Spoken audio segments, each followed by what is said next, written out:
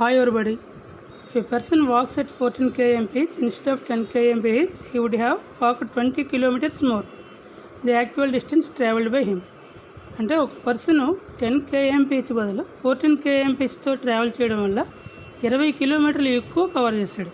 అయితే ఒరిజినల్గా దాని తాలూకా డిస్టెన్స్ అడిగాడు.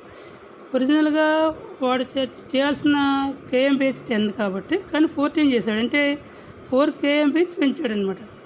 పెంచడం వల్ల ఎంత కవర్ అయింది? 20 కిలోమీటర్స్ కవర్ అయింది. సో ఒరిజినల్గా స్పీడ్ ఎంత? 10 కదా.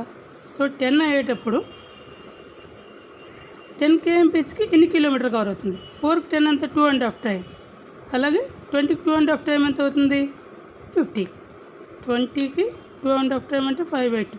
Okay, 5 రీళ్ళు 2 10లు 50. So answer is 50. Okay, thank you.